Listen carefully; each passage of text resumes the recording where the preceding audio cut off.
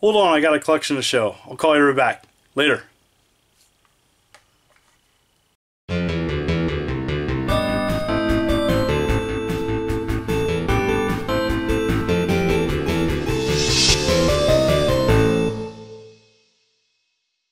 The Nokia N-Gage.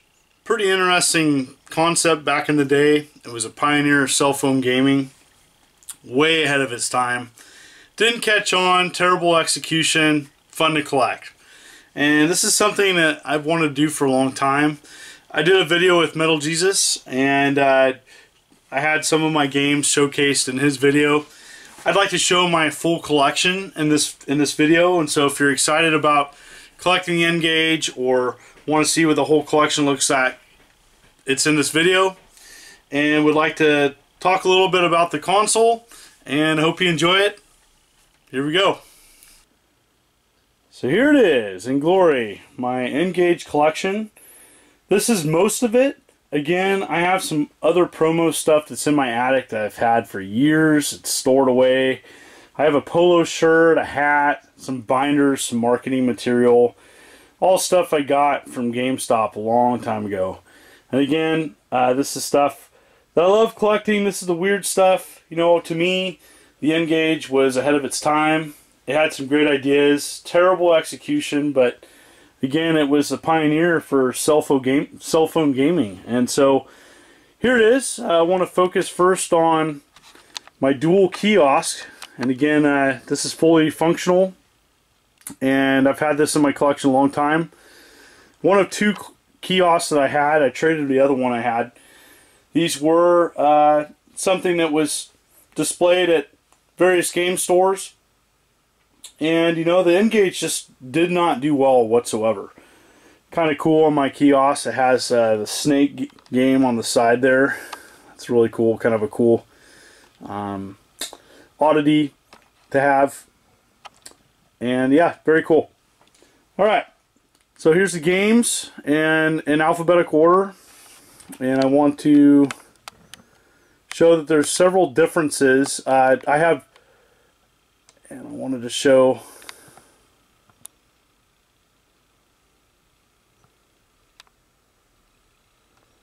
all the games. Now, you're probably wondering, what is that? What is that? That is a review kit, and I have several of these. And again, how the review kit worked is you would open it up. On the back here, it'd be like a not for resale. They would send the reviewer, the media, a copy of the game, and instead of an instruction manual, they would have a little talk about the game on the back. It's kind of cool. They showed all the different ratings. And have a nice like flyer here, and it would have a media disc. And on the media disc, they would have, you know, images and stuff, possibly videos as well, and it would show like simple gameplay mechanics. Really cool that they would have this, and these media kits are sought after. You know, they were much more rare than the actual release of the game, though the official releases of the game are pretty hard to get to. And so that is one of the many review kits that I have. There's 56 physical media copies of the games. Again, I want to show some differences there. Now you're probably noticing as well, why does he have multiple stacks of games? And because I have some not for resale display only cases, and sometimes the cases were different. I'll show you that. And the one that's really popular is this game. And this game is The Elder Scrolls Travels Shadowkey. And again, this is kind of what the packaging was like. It looks like about, you know, half or a third of a DVD case. It's cool. And again, Flowboarding, which was a European exclusive. And that was pretty cool, having that in my collection. Thank you, Gavin, for sending that to me. Very appreciated. And a good example, so I'm going to show this, I'm going to look here. We go through kind of the collection, and then I will then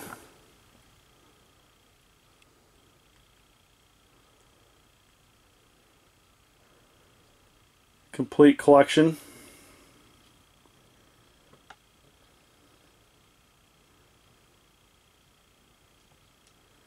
There's many things I'll show. There's Sega Rally. Sega Rally is the other region exclusive. This one's getting pretty hard to find.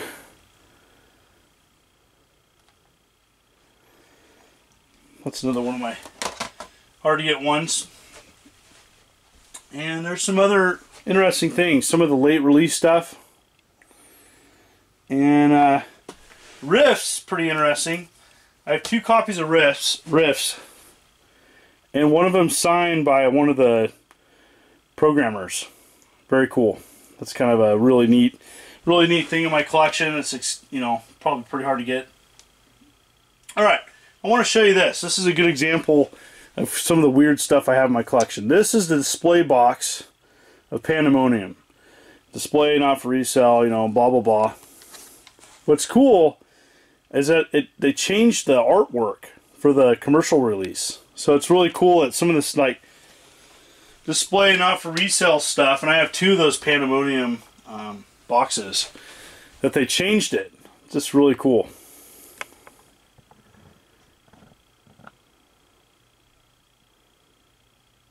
So I wanted to show that. System Rush.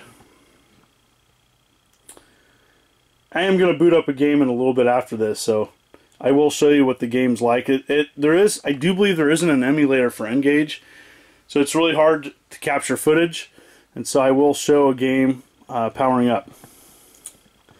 Alright, so down here is some of my not for resale. I got these, I think, various trade shows. The common ones are pretty easy to get. There's ones that are really hard to get. There's people that collect all these. Alphas and betas. And the colors mean different things. The strips on the sides of the games. There's, you know, again, N-Gage collecting is a lot of fun. It is one of those things about a failed console is that it's just hard. It's hard to get it all. And people look at that small set and see, like, I can do that. It is a lot harder than you think. Now, got some really cool stuff to show you here. Okay, here's a couple of the kind of the cool things I got. Pathway to Glory. This was the very first like demo that they would send out as a preview. These are pretty hard to get. Thank you, Josh Byerly. Josh Byerly hooked me up with this. That's pretty hard to get. System Rush like music CD. I've had this. I got this at Jolly Green Giant in my hometown of Reading a long time ago when I started collecting this console. This is really neat, and this is Virtua Cop. Now Virtua Cop is an unreleased game, but this is cool. This is a case, so it was going to come out and got canceled, and really cool. It has a price sticker on it. It was going to be 30 bucks, so Electronics Boutique sticker is still on it. I'm keeping that on there. And you know, it's got even like a serial number on there. Really cool. And then this is what it was going to look like. And again, it was never released, so it's really cool to see that. Here's another thing with some of the games. So here's the display copy of Virtua Tennis.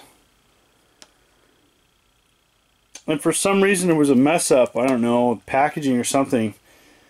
But this end label doesn't have Virtua Tennis. They forgot to put it on there. Interesting. Notice that the rating pending, and it says Hitmaker, but then when this was released, Hitmaker is nowhere to be found on the packaging. Interesting. Huh. Alright. So yeah, some pretty neat stuff. Trying to see if there's anything else odd.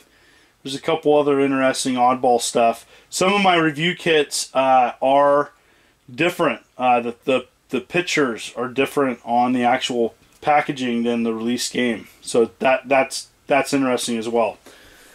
Okay. So then here's the actual first model. The Taco. Nice shape too. I got this on at the beach without a power adapter. I had to buy a power adapter and battery, and I took a gamble, and it works. This is my sealed QD. Had my QD in my collection a long time. And this is just another retail box variation with some... I've actually used the manual in here to figure out a couple things. It was pretty interesting. So, there you have it. Oh, yeah. Let's back up here. Up there, that's my watch. So, let's see here. Let's get this here. Yeah. Got this sent to me. I'm very, very stoked about having my N-Gage watch. Very neat. Needs a battery. My Nokia N-Gage shirt. And, yep. Alright. Alright, here we go. Here is the packaging of an N-Gage game like I showed in my collection. And this is Sonic N. And again, if you open it up, you would see this, and the game cartridges would go right there.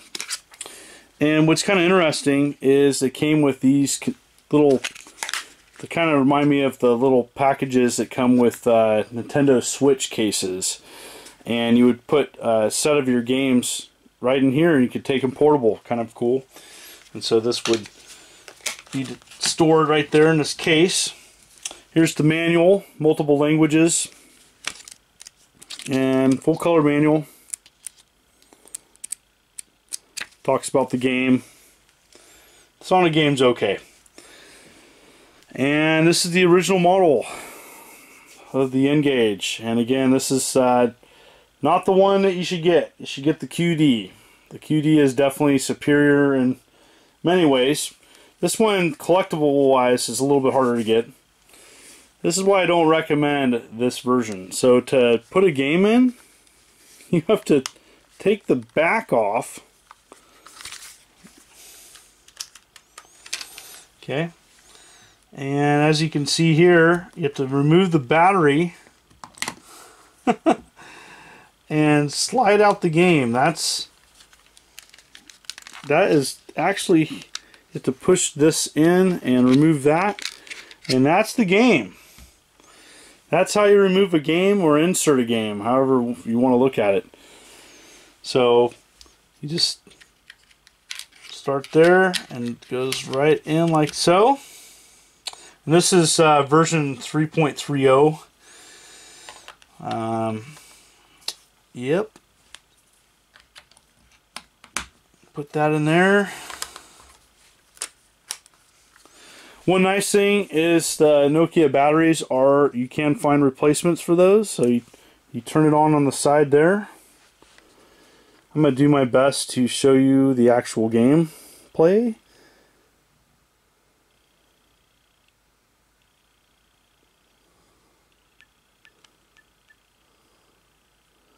What's kind of weird is you have to hit it over there and then move it over there and then open, pressing this little button here. That's crazy.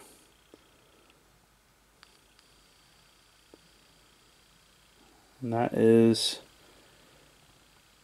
how you start a game. It's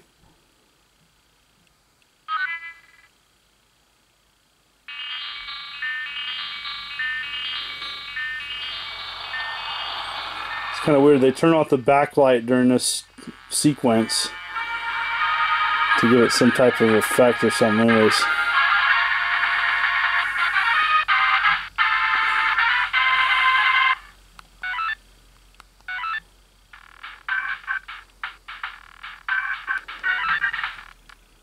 So I just wanted to show you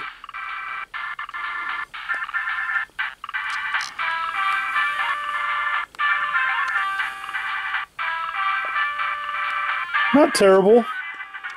Definitely, you know, this competed with Game Boy Advance, and you know, it was $300 while the Game Boy Advance was, you know, $100. Now, obviously it was a cell phone, So it did a lot of, that type of function, but it just wasn't, there wasn't enough great games. People made fun of it, the whole side talking thing. It really just, it wasn't as bad as people said it was. As a phone, it was a terrible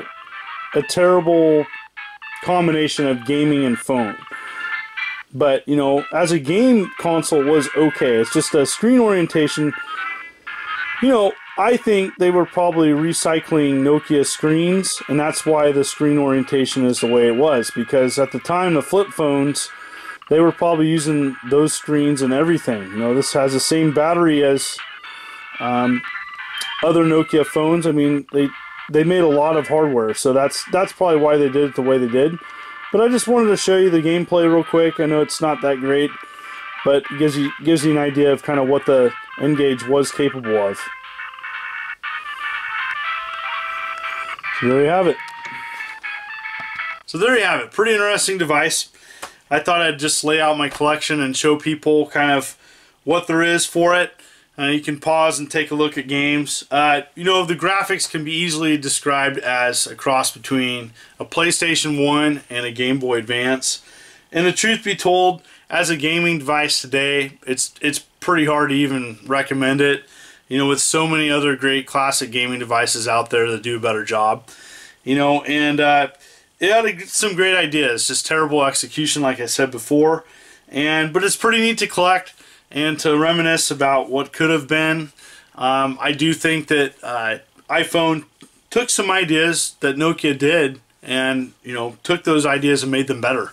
And so there you have it. That's the N-Gage collection, and I was so happy to finally showcase it on my channel. This is something I've wanted to do for a long time. It was all stored in one box, and I had my dual Kios N-Gage unit just sitting in my garage, and so I wanted to get it all together in one spot. It took a while to dig stuff up, and glad to do that. Thank you so much for people who've been patient, who've been watching my videos. It's awesome. My hat's off to you. You folks just keep me going, and still doing 3 videos a week. This is the Immortal John Hancock. Take care.